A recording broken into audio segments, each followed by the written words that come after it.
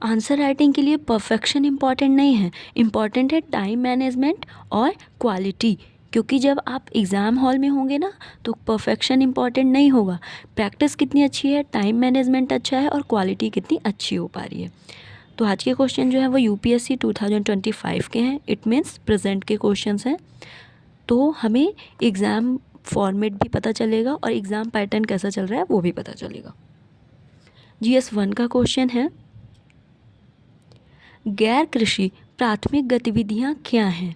यह गतिविधियाँ भारत में भौगोलिक विशेषताओं में से किस प्रकार संबंधित है? उदाहरण सहित चर्चा कीजिए। मैं 1 बाय 1 क्वेश्चन सॉल्व कर रही हूँ। अभी जैसे कि आपको पता है history geography GS first paper में आ जाता है, तो हिस्ट्री के 2 क्वेश्चन थे, अब जो नेक्स्ट है वो ज्योग्राफी के क्वेश्चन हैं। तो अभी सभी को पता है कि इंडिया जो वो कृषि प्रधान देश था पहले आज़ादी के बाद 50 ईयर तक, लेकिन अब हम क्या है टर्शियरी सेक्टर पे और सेकेंडरी सेक्टर पे डिपेंड होना चाह रहे हैं, क्योंकि जो हमारा एग्रीकल्चर है अब इतना रिफॉर्म नहीं कर सकते। तो इसके लिए गैर कृषि प्राथमिक गतिविधियाँ क्या हैं, उनके उसके किसे कहते हैं, कौन कौन सी भौगोलिक विशेषताएं हैं जिनकी वजह से हम इस पे डिपेंड हो सकते हैं, एग्जाम्पल के थ्रू जो है वो बताना है। तो देखिए ये हमारा इंडिया हो गया, सभी को पता है। ये हो गया जो है हमारा हिमालयन रीजन, सबसे ठंडा एरिया, जो पूरे साल जो है यहाँ पे ठंडा रहता है क्योंकि सबसे ऊंचा पॉइंट है ना हिमालयन एरिया। ये सबको पता है कि ये रेगिस्तानी एरिया है, मरुस्थली एरिया है। ये हमारा दक्कन का पठार एरिया है, मतलब सॉलिड फॉर्म है आग्नेय चट्टानों का। ये भी हमारे चट्टानों का सॉलिड रीजन है।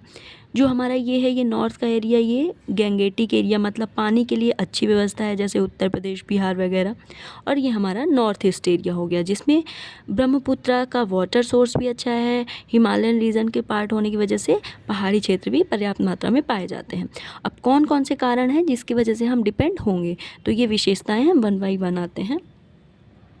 इंट्रो है, गैर कृषि प्राथमिक गतिविधियाँ वे आर्थिक क्रियाएं हैं जिनमें प्रकृति से सीधे संसाधनों का दोहन होता है, परंतु कृषि इसमें शामिल नहीं होती है। मुख्यतः पशुपालन, मत्स्य, वानिकी, खनन तथा शिकार संग्रह आदि। ये भौगोलिक विशेषताएं हो गया। तो यहाँ से स्टार्ट करते हैं। स्थलाकृति मतलब टोपोग्राफी, पर्वतीय व पठारी क्षेत्र में कृषि सीमित के कारण पर्वतीय क्षेत्र में और पठारी जहाँ पे आग्नेय चट्टानें होंगी कृषि करना आसान नहीं होगा, है ना। तो सीमित होने के कारण हम वहाँ पे क्या क्या कर सकते हैं, पशुपालन कर सकते हैं जो किया जाता है हिमालयन रीजन में और राजस्थान में। हम माइनिंग खनन क्षेत्र का एरिया कर सकते हैं यूज, जैसे नागपुर का पठार। तो ये एग्जाम्पल हो गए। जलवायु, क्लाइमेट, ठंडी जलवायु में याक पालन, ठंडी जलवायु में जो है वो जैसे लद्दाख का एरिया। शुष्क जलवायु ऊँट पालन जैसे कि थार का मरुस्थल।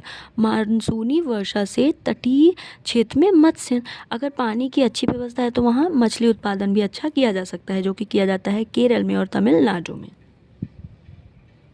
फिर है प्राकृतिक वनस्पति, घने वनों में वानिका मतलब वनस्पति वेजिटेशन, मध्य प्रदेश और छत्तीसगढ़ में प्राकृतिक वनस्पति ही देखी जाती है।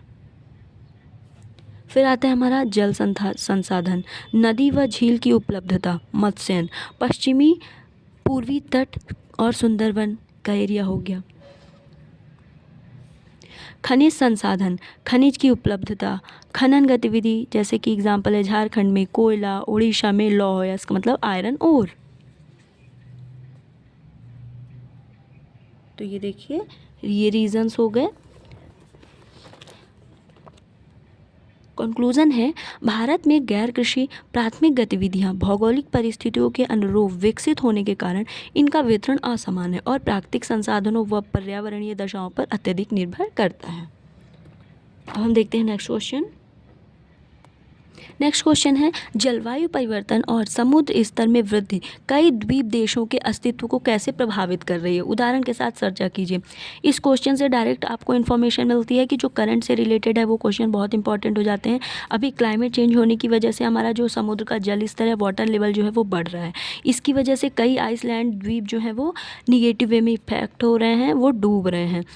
तो अस्तित्व को कैसे प्रभावित कर रहा है, हमें एग्जाम्पल के थ्रू बताना है, मतलब प्रेजेंट में कौन कौन से ऐसे द्वीप थे जो डूब चुके हैं।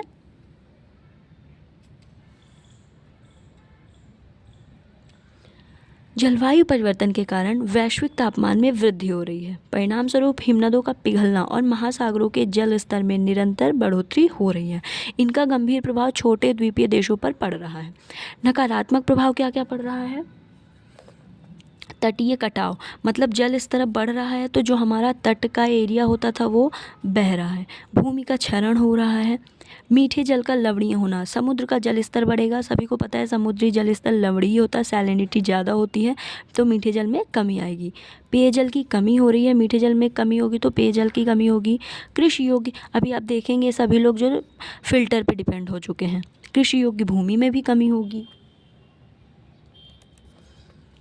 एग्ज़ाम्पल, उदाहरण के लिए ये देखिए एग्ज़ाम्पल, मैंने वर्ड मैप बनाया और देखिए ये किरीबाती, तुवालू, सोलोमन, मालदीव, मौसुनी जो कि बांग्लादेश यहाँ वेस्ट के बे ऑफ बंगाल के पास आता है, जो इंडिया का पार्ट है।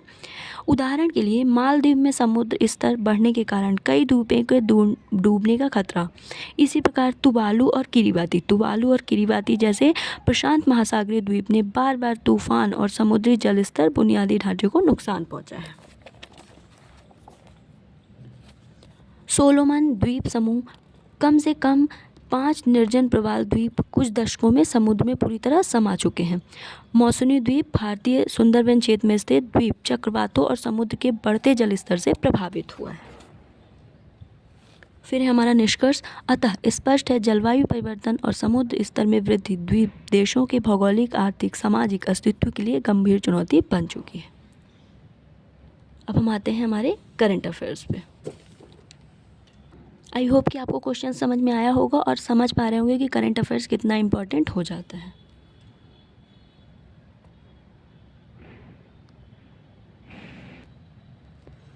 फर्स्ट है करंट अफेयर, माउंट एवरेस्ट पर चढ़ने वाली ब्लाइंड फीमेल इंडिया की फर्स्ट हैं और वर्ल्ड की 5th है जो हैं छोजिन आंगमो, जो कि हिमाचल प्रदेश की हैं। टाइम के CEO ऑफ द ईयर जो है उन्हें नील मोहन को मिला है। इंडिया का फर्स्ट स्वदेशी हाइड्रोजन फ्यूल सेल पोत लॉन्च हुआ वाराणसी में। कोपरा जलाशय जो कि फर्स्ट स्टेट का रामसर साइट, किसी भी इंडिया के 28 स्टेट में से फर्स्ट स्टेट है जिसको अभी फर्स्ट जो है रामसर साइट मिला है, जो कि कोपरा जलाशय है छत्तीसगढ़ का। टोटल रामसर साइट्स इंडिया में कितने हैं? 96। हाईएस्ट कहाँ का है? सबसे ज़्यादा जो है रामसर साइट्स कहाँ पे हैं? तमिलनाडु में। ठीक है, ये जो रामसर साइट्स होते हैं 1981 में जो है फर्स्ट चिल्का लेक को इंडिया में मिला था, और क्योलाजियो नेशनल पार्क जो कि राजस्थान में है। ये होता है आर्द्र भूमि, झीलें जैसे नदियाँ, मैंग्रोव जैसे एरिया को, है ना। और ये जो रामसर साइट नाम पड़ा वो ईरान के एरिया में कन्वेंशन हुआ था 1971 में, वहाँ के प्लेस के नाम पर ये पड़ा है। 100% FDI को मंजूरी जो है वो बीमा क्षेत्र में दिया गया है। FDI मतलब foreign direct investment. Okay, for today, thank you so much.